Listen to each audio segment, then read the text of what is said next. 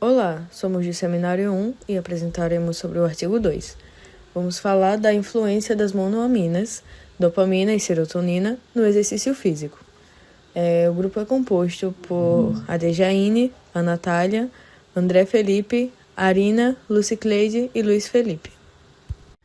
Inicialmente, irei falar das alterações fisiológicas durante o exercício e, basicamente, essas alterações ocorrem quando a gente pratica algum exercício físico. Aí, os nossos sistemas fisiológicos enviam algumas informações para o nosso sistema nervoso central através das vias aferentes. Essas alterações fazem com que aconteçam alguns ajustes, que no caso mantêm a homeostase, fazendo com que dê continuidade aos nossos esforços. Existe também um mecanismo de proteção que ocorre quando há um aumento de custo para executar o exercício. Daí vai ocorrendo uma certa diminuição na intensidade ou até mesmo a interrupção do exercício. Sobre a neurotransmissão e o exercício agudo, quando realizado, promove alterações no sistema nervoso central. Também resulta em modificações na neurotransmissão na via das monoaminas e em outras vias, como a colinérgica e da angiotensina.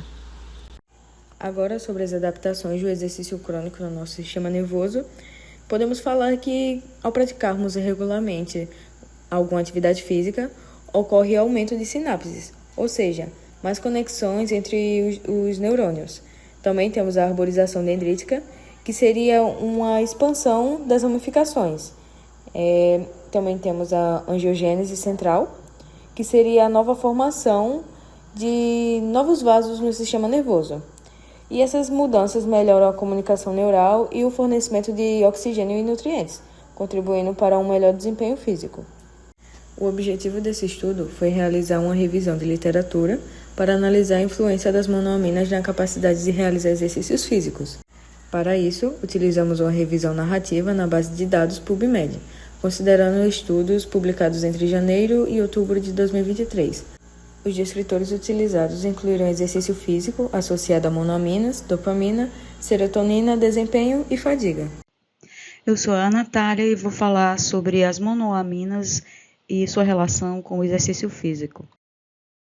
Alguns estudos importantes se destacam. Por exemplo, foi descoberto na década de 1970 que o exercício aumenta a serotonina, que ajuda a reduzir processos de desgaste celular, que é a oxorredução, e deixa os neurônios mais estáveis, ou seja, menos propensos a disparar de forma descontrolada, devido à hiperpolarização. Isso contribui para o equilíbrio emocional, melhora o humor e protege a saúde cerebral. Depois se viu que o treinamento aumenta o triptofano no cérebro, elevando serotonina, 5-HT, e favorecendo o equilíbrio neuroquímico. Quando aí posteriormente surge a hipótese da fadiga central, em que temos, durante o exercício, a ocorrência da fadiga, porque o aumento da serotonina reduz a eferência neural, diminuindo, portanto, o recrutamento muscular e limitando a performance. A dopamina desempenha papel central na regulação da performance. Estudos iniciais mostraram que seu aumento farmacológico prolonga o tempo de exercício. Durante a prática, a elevação gradual da concentração de dopamina de seus metabólitos, refletindo a adaptação neuroquímica ao esforço. Além disso, a relação entre dopamina e serotonina evidencia uma inibição recíproca entre essas monoaminas, destacando o equilíbrio necessário entre sistemas de recompensa e fadiga para sustentar o desempenho físico. Foi possível identificar também que há uma interação entre os dois neurotransmissores que regula a performance. No caso da serotonina, isso acontece porque ela reduz a eferência neural e o recrutamento muscular, favorecendo a fadiga. Já a dopamina atua de forma oposta, aumenta a motivação, inibe a atividade serotoninérgica e sustenta o esforço. Assim, o equilíbrio entre essas duas monoaminas é decisivo para manter tanto a resistência física quanto o estado psicológico durante o treino. Nos modelos iniciais, a serotonina era vista como o principal responsável pela fadiga.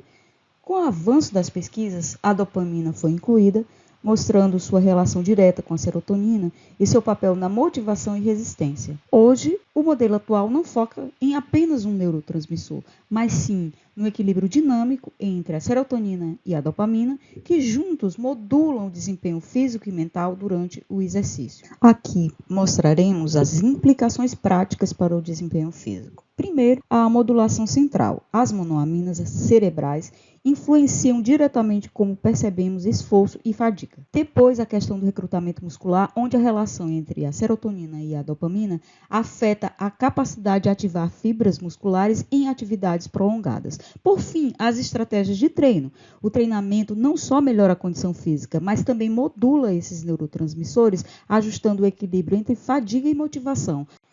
Aqui vemos o ponto de ruptura durante o exercício. Tanto serotonina quanto dopamina aumentam ao longo do esforço, mas a fadiga real acontece exatamente quando a atividade dopaminérgica colapsa e volta aos níveis basais.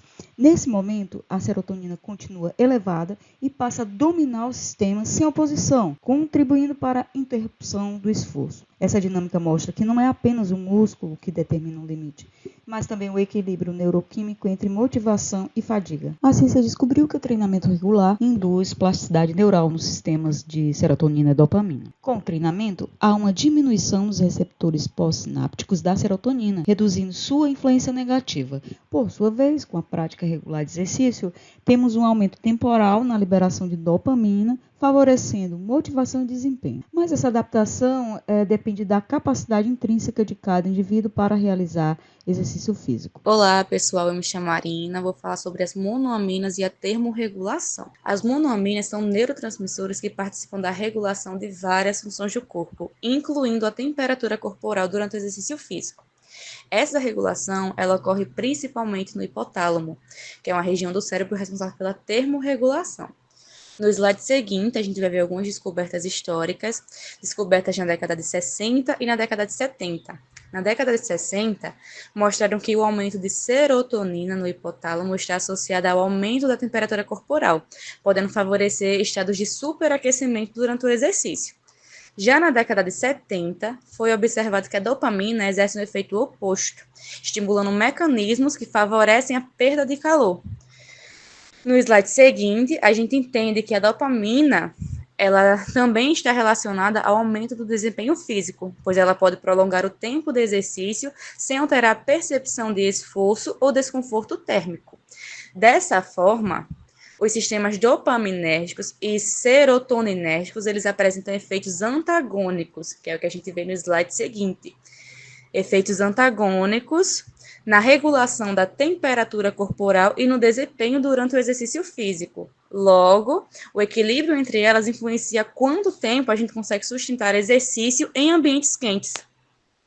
Olá, meu nome é Lucicleide e eu vou falar sobre a relação entre monoaminas e hormônios durante o exercício físico.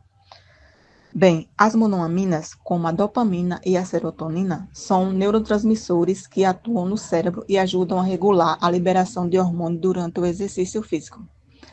Quando fazemos atividade física, o corpo ativa o sistema chamado eixo hipotálamo-hipófise adrenal. Esse sistema controla a resposta ao estresse e libera hormônios que ajudam o corpo a manter a energia e o desempenho. Nesse processo, as monoaminas ajudam na comunicação entre o cérebro e o sistema hormonal, existindo uma relação bidirecional, ou seja, as monoaminas podem influenciar a liberação de hormônios e, ao mesmo tempo, os hormônios também podem influenciar a atividade dessas monoaminas. A dopamina e a serotonina possuem funções diferentes na regulação hormonal. A dopamina pode diminuir a atividade do sistema nervoso simpático e também reduzir a liberação de alguns hormônios da hipófise, com exceção do hormônio do crescimento. Além disso, ela também está ligada à motivação e ao controle dos movimentos. Já a serotonina pode estimular a liberação de hormônios da hipófise anterior e também ativar o sistema nervoso simpático, preparando o corpo para situações de esforço ou estresse. Em exercícios de longa duração, o aumento da serotonina também pode estar relacionado ao aparecimento da fadiga central, que é a sensação de cansaço que começa no sistema nervoso. Alguns estudos mostram ainda que, quando fármacos que aumentam a atividade dessas monoaminas são administrados durante o exercício, pode ocorrer aumento do cortisol, conhecido como hormônio do estresse. E em maiores concentrações, ele ajuda o organismo a mobilizar a glicose e outras fontes de energia, permitindo que os músculos continuem trabalhando e o corpo mantenha o esforço físico. Essa relação entre monoaminas e hormônios é complexa e dinâmica, pois depende de fatores como tipo de exercício, intensidade e duração da atividade. Além disso, em algumas regiões do cérebro, como o hipocampo, o próprio cortisol pode aumentar a atividade da dopamina e da serotonina. Com relação ao controle motor, tanto a dopamina quanto a serotonina possuem efeitos, porém, os efeitos da serotonina são menos claros, enquanto que os da dopamina já são mais bem estabelecidos. A dopamina atua através das projeções da substância negra para o corpo estriado e atua aumentando as vias diretas e reduzindo as vias indiretas dos gânglios da base. Isso resulta numa melhor regulação do ato motor fino, ou seja, movimentos mais precisos. O exercício físico, tanto agudo quanto crônico, aumenta os níveis de dopamina na área estriatal. E o exercício crônico também gera neuroplasticidade e neuroproteção no corpo estriado. Isso é relevante, por exemplo, quando se observa pessoas que têm a doença de Parkinson, que têm níveis de dopamina reduzido no corpo estriado. E se notou que o exercício físico, justamente por gerar neuroplasticidade, aumenta os níveis de dopamina na região do corpo estriado de pessoas que têm o mal de Parkinson ou algum déficit motor resultante de baixa dopamina. Então foi notado que o exercício físico consegue restaurar os níveis de dopamina dessas pessoas. Com relação à serotonina, não é tão claro quais são os efeitos dela. Ela atua com as projeções para o hipocampo, porém, tem estudos que mostram que ela aumenta a atividade motora e tem outros estudos que mostram que ela diminui a atividade motora. Então, ainda não há um consenso com relação ao efeito dela no controle motor. Monoaminas e motivação. O papel das monoaminas na motivação e no comportamento. Vias de motivação e reforço positivo. A participação do cérebro em vias de motivação e reforço positivo é um dos mecanismos centrais pelos quais as monoaminas modulam o desempenho físico. Vias mesocorticolímbicas e núcleos accumbens. A motivação para se movimentar está intrinsecamente ligada à atividade de dopamina no núcleo de accumbens. Comportamentos de sobrevivência. Alimentação, reprodução sexual e exercício físicos integrados foram integrados a essa via de recompensa, transformando-se em comportamentos motivados. Efeito hedônico versus anedonia. O estímulo do exercício sobre os sistemas dopaminérgicos nas estruturas estriatais gera sensações de prazer e reforço positivo. Em contrapartida, a inibição da dopamina no núcleo accumbens resulta imediatamente em hipoatividade, redução do movimento, e no desenvolvimento de um estado anedônico, a incapacidade de sentir prazer. Adaptação neuroplasmáticas ao exercício crônico. O sistema motivacional é altamente plástico e se adapta aos estímulos a longo prazo. O exercício físico crônico gera adaptações estruturais no núcleo accumbens, aumentando de forma sustentada a atividade de via de recompensa. A ativação contínua da via entre a área tegmentar ventral e o núcleo de accumbens através do treinamento está diretamente relacionada ao fortalecimento da motivação para continuar realizando exercícios. Em suma, a motivação para o reforço não é puramente psicológica ou dependente da força de vontade, mas sim um sistema fisiológico complexo, modulado neuroquimicamente. Conclusões. A capacidade de realizar o exercício físico é influenciada pela atividade das monoaminas que influenciam em diversas respostas fisiológicas, tais como termorregulação, motivação, liberação hormonal e controle motor. Essas vias são moduladas de acordo com as características do exercício físico, como intensidade, duração, via metabólica predominantemente utilizada, dentre outras. Como o treinamento é possível modular a resposta desses neurotransmissores ao exercício físico, o que poderia modificar a capacidade de se exercitar.